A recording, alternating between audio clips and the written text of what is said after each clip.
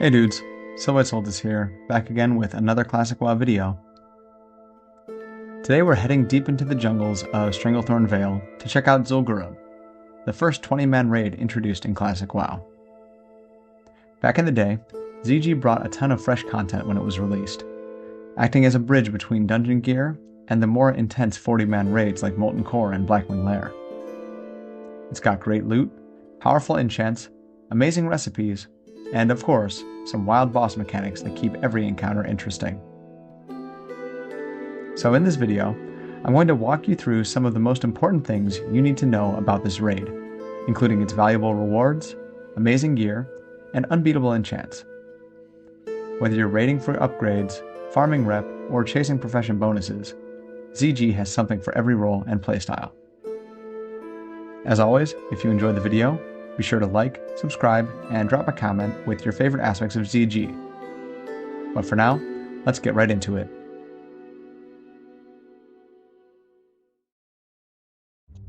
ZG is a 20-player raid that's located in the northeast corner of Stranglethorn Vale.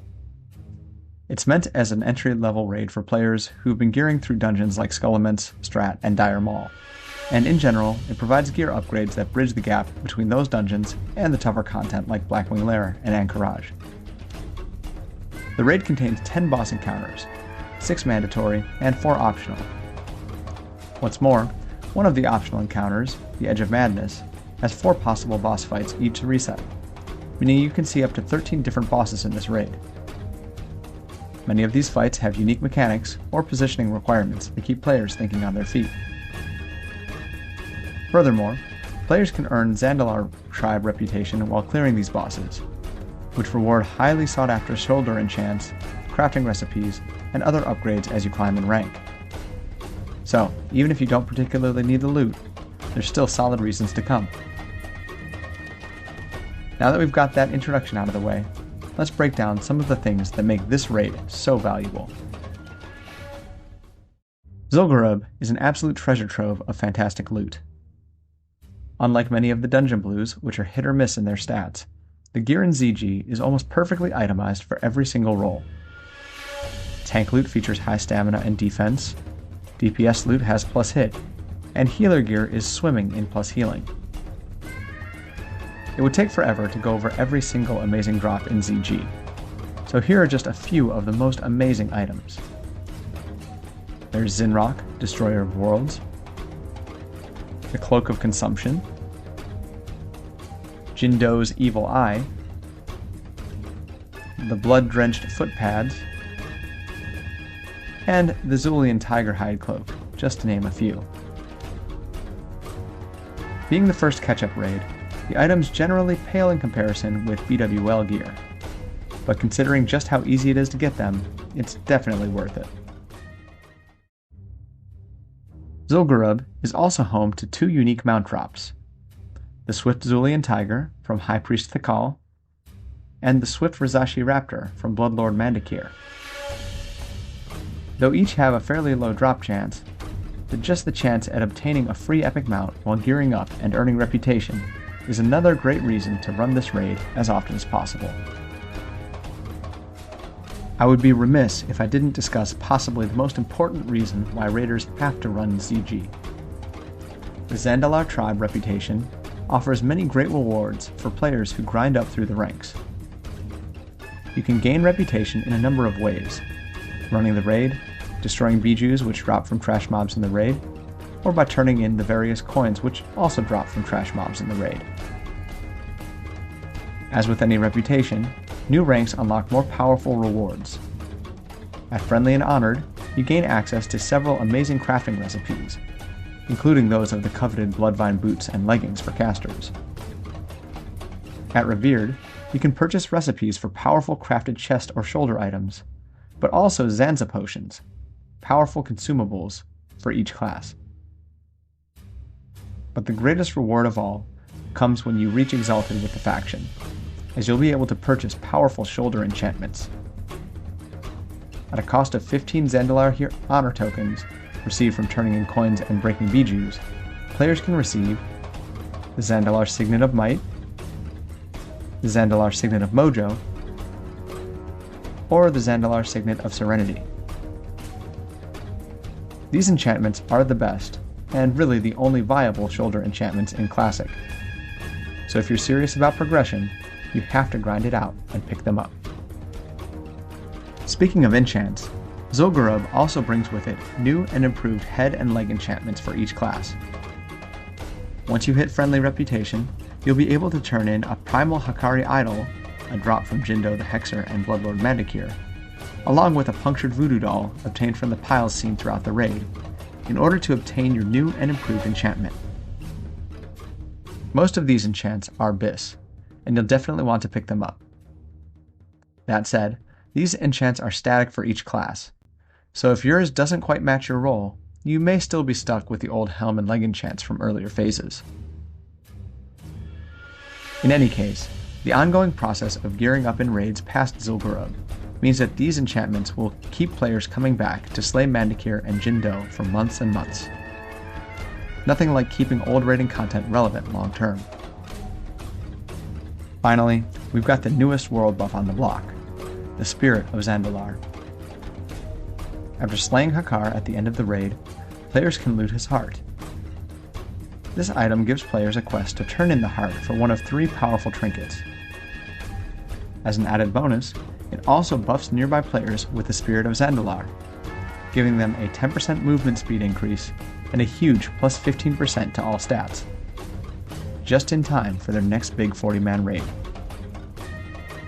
So, if you hang out on Yojamba Isle or in Booty Bay around peak hours, be on the lookout for players dropping this buff.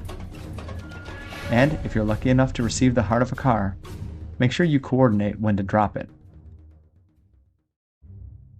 Now that we've talked about some of the best reasons to run ZG, let's discuss some helpful tips and tricks for your adventures in this jungle raid.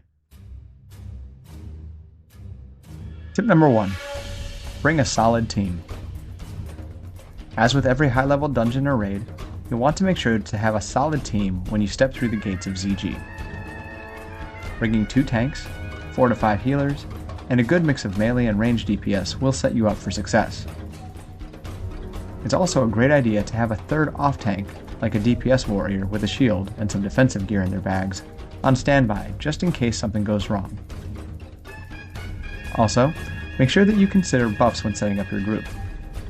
Don't underestimate the benefits of Power Word Fortitude, or Mark of the Wild. Tip number 2.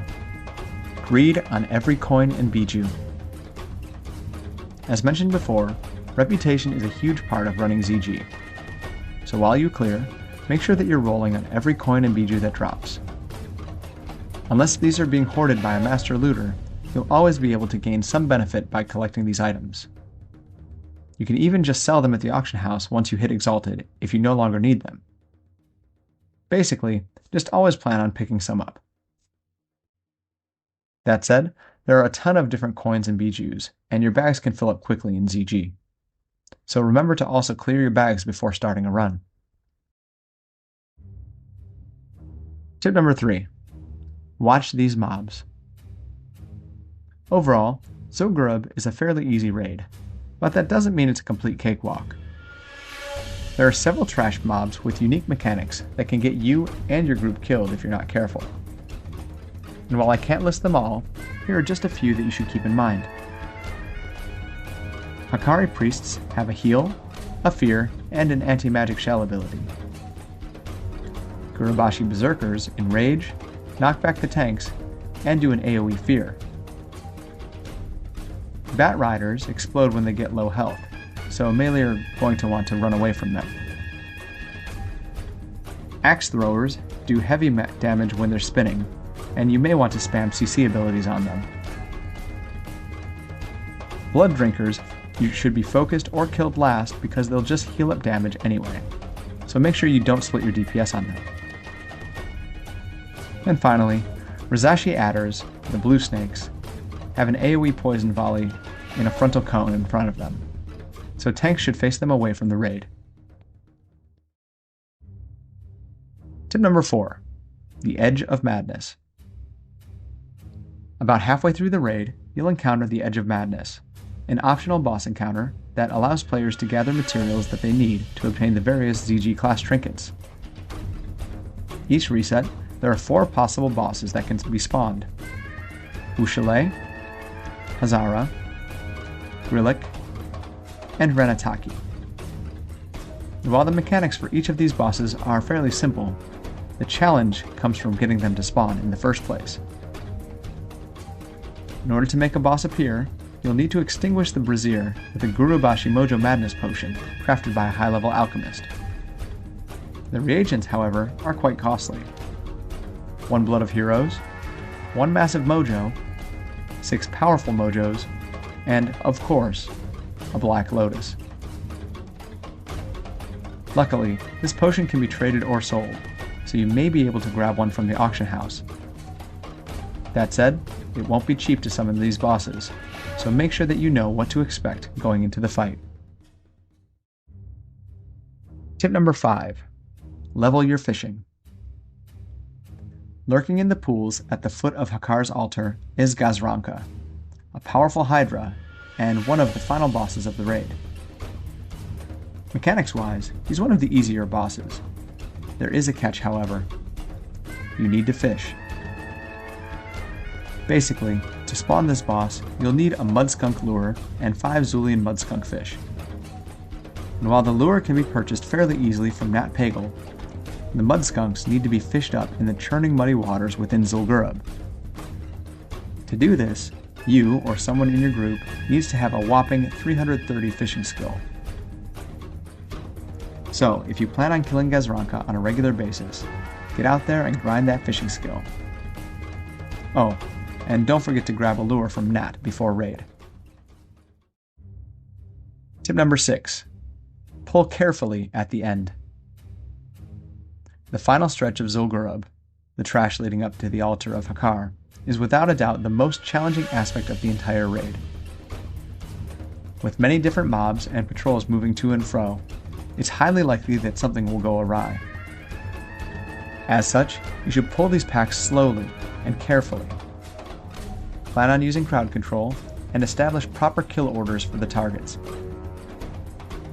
Many a group have enjoyed a perfectly flawless run, only to wipe on these final trash packs. Make sure that you're not one of them. Pull back, use crowd control, and take this portion seriously so that you don't become another statistic. Tip number 7. Watch these mechanics. The bosses of Zul'Gurub are all fairly straightforward, so I thought I'd just mention a few of the key mechanics for each of these bosses all at once. For High Priest Vixonis, avoid the chain lightning by spreading out. For High Priestess Jeklik, interrupt her heals and stay stacked up unless you're soaking the charge. For High Priestess Marlee, kill adds and have the off-tank ready to pick up the boss at the threat drop. For High Priest Thakal, kill all 3 of the adds at the same time so none of them resurrect. For High Priestess Arlok, kill the adds and stack in melee if you get the Mark of Arlok. Also, run away from the whirlwind. For Bloodlord Mandakir, split the Raptor and the boss, have one person soak the charge, and make sure you do nothing when he casts Threatening Gaze on you. For the Edge of Madness, there are 4 bosses. For Wushale, move away from lightning. For Hazara, mana drain him and kill adds. For Grillik, run away when focused. And for Renataki, spam AoE when he vanishes to flesh him out. For Gazranka, fish up the boss, and then tank him in the water to avoid fall damage from the knockup. For Jindo the Hexer, make sure you kill totems. Also, when debuffed with delusions, kill the shades. Also, run back to the group if you get teleported to the skeleton pit. Finally, for Hakar, pull and kill a Son of Hakar, then stand in its poison pool before the Blood Siphon ability goes out. Tip number 8. Have fun. Finally, the last tip I can offer about Zul'Gurub is just to have fun. The trash bosses, and overall experience are all really low stakes here, and you shouldn't feel the need to stress out about loot or parsing. The short lockout and great rewards here mean you'll probably be running it a lot, so crack open a beverage and chill with your friends knowing that it's all in good fun. So there you have it, a general overview to what is perhaps the most widely done raid in Classic WoW. Whether you're jumping into ZG for the first time, or grinding out those last few reputation points to earn your shoulders, there's plenty of value waiting inside this jungle raid. Zul'Gurub holds a special place in my heart, whether it's for the great items, the music, or the memories of running it repeatedly on off nights with my guild back in 2020. So, of course, I'm as excited as ever to jump back in. That all said, I'd love to know what you think. What's your favorite boss or item in ZG? Are you seeking a certain item out, or just running with friends for the lulz? Let me know your thoughts in the comments down below. But anyway, that's it for today. If you enjoyed the video, make sure to like, subscribe, and hit that bell for more Classic WoW content. I've got a lot more coming, so I hope that you stick around. But for now, thanks for watching, and as always, take it easy, guys.